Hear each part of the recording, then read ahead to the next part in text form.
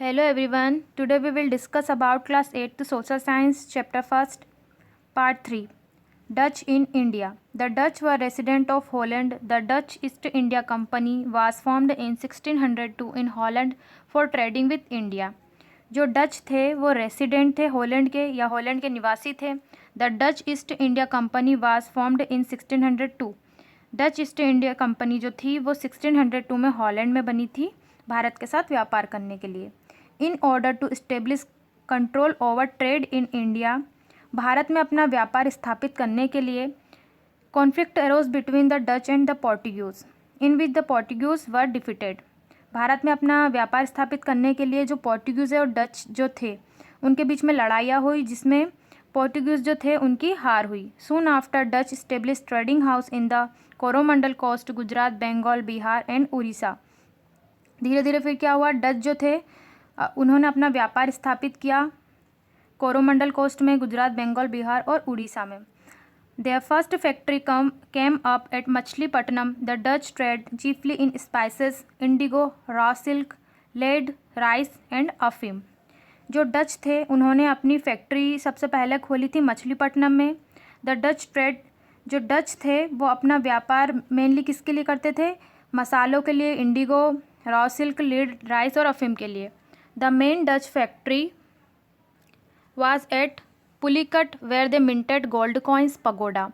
Dutch introduced gold coins as currency in India known as pagoda. जो Dutch थे उन्होंने अपनी फैक्ट्री खोली थी पुलिकट में जहाँ पे वो सोने के सिक्कों को बनाते थे जिसका नाम था पगोडा.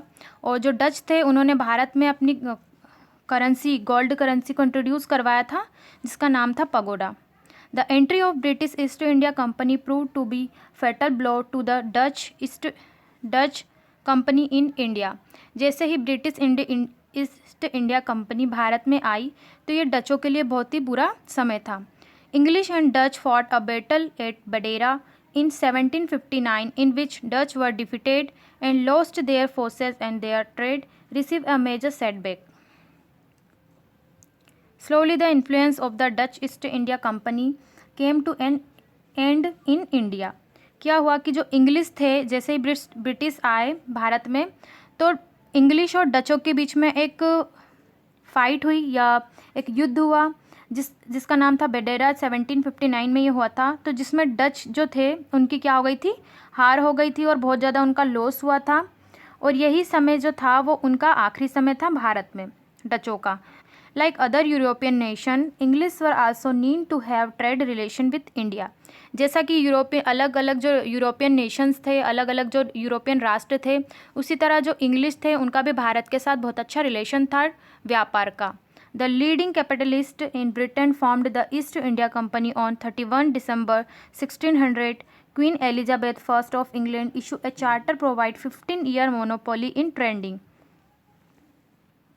भारत के साथ व्यापार करने के लिए ईस्ट इंडिया कंपनी बनी थी 31 दिसंबर 1600 को, जो कि queen Elizabeth first of England ने जो थी उन्होंने एक चार्टर इशू किया था 15 ईयर्स का व्यापार करने के लिए, एक मोनोपोली बनाई थी. The first British ship captained by Hawkins reached India in 1608 during the rules of Mughal emperors Jahangir. पहला जो ब्रिटिश शिप था जो कि हॉकिंस द्वारा लाया गया था भारत में 1608 में जब मुगल काल चल रहा था और जिसमें जहांगीर का समय था, उस टाइम पे पहला ब्रिटिश शिप आया था. उसके बाद फ्रेंच आए थे. The French in India. The Indo oriental company was formed in 1664 in French for trading with India. एक इंडो ओरिएंटल कंपनी बनी थी फ्रेंच में 1664 में बनी थी भारत के साथ व्यापार करने के लिए. A French delegation under Francis Caron set out for India in 1667 and they established their first French trading centre at Surat in 1668. Francis Caron के अंडर में एक दल बनाया गया था भारत में जो कि 1667 में बनाया गया था और उसे भारत के सूरत में स्थापित किया गया था 1668 में. Thereafter the French setup trading centre at Machilipatnam in 1669. उसके बाद मछलीपट्टनम में उन्होंने 1669 में बनाया, पौंडीचेरी में 1673 में बनाया and Chandannagar in Bengal between 1690 to 1592 में बनाया गया। The French company built fort Louis at Pondicherry for war defence. जो फ्रेंच थे उन्होंने एक फोर्ट को बिल्ड किया, एक किला उन्होंने बनाया, लुइस किला बनाया पौंडीचेरी में वार डिफेंस के लिए, युद्ध से डिफेंस करने के लिए उन्होंने एक किला बनाया।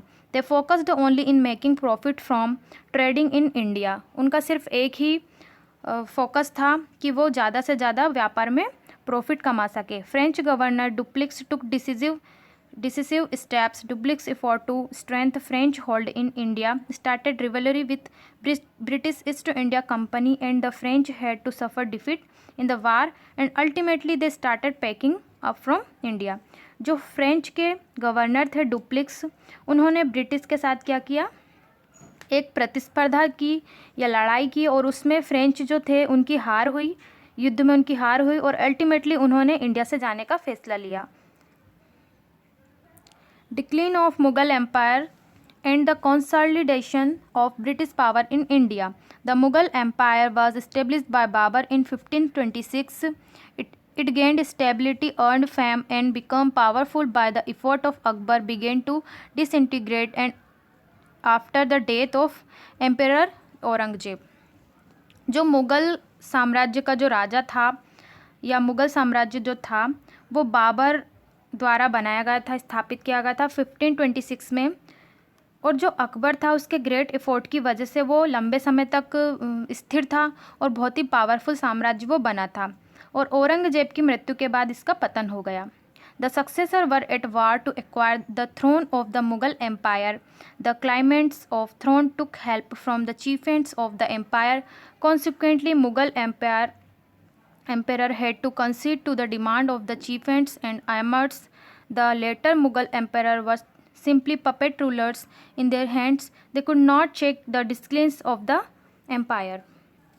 मुग़ल साम्राज्य का जो सिंहासन था उसको पाने के लिए बहुत सारी लड़ाइयाँ हुई, और उसी के चलते वहाँ के जो उत्तराधिकारी थे मुग़ल साम्राज्य के, उन्होंने उस सिंहासन को पाने के लिए बहुत सारे जो वहाँ के शासक थे या वहाँ के जो सरदार थे उनसे मदद ली, और धीरे धीरे मुग़ल साम्राज्य का पतन हो गया। मुग़ल साम्राज्य में धीरे धीरे गिरावट आती गई। During the decline phases of Mughal empire several states like Bengal, Hyderabad, Awadh, Punjab, Bharatpur, the region from Pune to Gwalior headed by the Marathas, Mysore and Karnataka become fully independent. धीरे धीरे क्या हुआ, मुग़ल साम्राज्य का धीरे धीरे पतन होता गया, गिरावट होती गई, और बहुत सारे जो स्टेट्स थे वो फुली क्या हो गए, इंडिपेंडेंट हो गए। These states greatly contributed to the fall of Mughal empire. और मुग़ल एम्पायर का जो पतन हुआ उसका पतन में इन कंट्रीज़ का काफ़ी क्या था, कंट्रीब्यूशन था। Attack from rulers like Nadir Shah of Iran and Afghan rulers Ahmad Shah Abdali sounded the death nail for the Mughal empire.